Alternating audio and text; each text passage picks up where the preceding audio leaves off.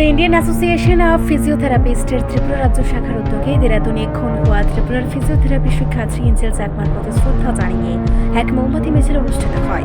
এই কর্মসূচিতে অংশগ্রহণকারীরা নীরবতা পালন ও মোমবাতি প্রচারণের মাধ্যমে এঞ্জেলের প্রতি শোক জ্ঞাপন করেন এবং হত্যাকাণ্ডের তীব্র নিন্দা জানিয়ে দোষীদের দ্রুত গ্রেফতার ও কঠোর শাস্তির দাবি তোলেন।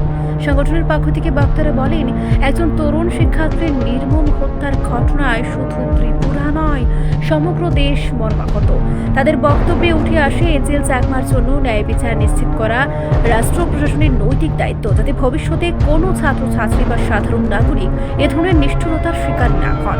তারা সারা দেশে পড়ুয়া ও নাগরিকদের নিরাপত্তা নিশ্চিত করার জন্য কার্যকর নীতিমালা, কঠোর আইন প্রয়োগ এবং ঘৃণা জড়িত অপরাধের বিরুদ্ধে উদাহরণযোগ্য ব্যবস্থা নেওয়ার আহ্বান জানান। আমরা সকলে অবগত আছি যে গত 17 ডিসেম্বর এঞ্জেল চাকমা নামে একজন ইয়ং যুবক যে দেরাদুনে MBA পাঠরত ছিল, উনি রেসিজমের শিকার হয়ে কিছু দুষ্কৃতিকারী ওনাকে এমনভাবে মারধর করেছে, পিটিয়েছে, যার জন্য শেষ পর্যন্ত শেষ হিসাব ত্যাগ করে। আজকে আমরা নর্থ ইস্টার্নরা যারা নর্থ ইস্টে বসবাস করি, তাদের প্রায়ই আমাদের ইন্ডিয়ার মেইনল্যান্ডে গিয়ে আমাদের এইসব ন্যাক্কারজনক কথাবার্তা শুনতে হয়। চাইনিজ, চিনকি এইসব ধরনের ন্যাক্কারজনক কথাবার্তা শুনতে হয়।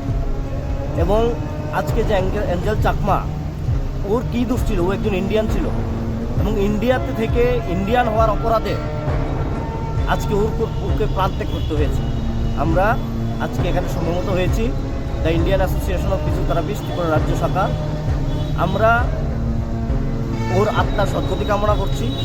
তৎসঙ্গে সরকার এবং সংশ্লিষ্ট প্রশাসনের কাছে দোষীদের কঠোর শাস্তির যাতে হয় এই আহ্বান রাখছি, যাতে দোষীরা শাস্তি পায় এবং কোনোদিন যাতে এই রকম ঘটনা করার জন্য আর সাহস না পায়, এবং তৎসঙ্গে যাতে একটা সঠিক আইন প্রণয়ন হয়। সরকারের কাছে এই আবেদন আমরা রাখছি, যাতে এই আইনের বলে যাতে মানে মেইনলি যারা নর্থ ইস্টার্নরা, যারা ভারতের বিভিন্ন জায়গাতে মেইনল্যান্ডে চাকরি সূত্রে পড়াশোনার পাঠরত অবস্থায় আছে, পড়াশোনা কাজে যায়, ওদের প্রায় সময় এইসব লেখার জন্য কথাবার্তাগুলি শুনতে হয়।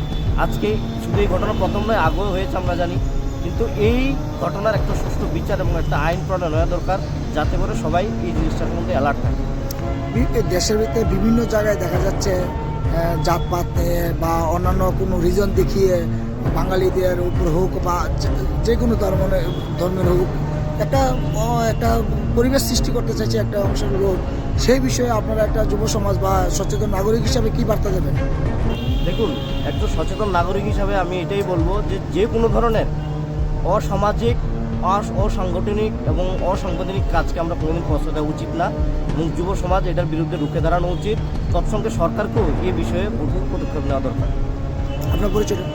আমি ডক্টর বীরবর দেবনাথ, আমি the Indian association of physiotherapist Tripura রাজ্য শাখার সভাপতি।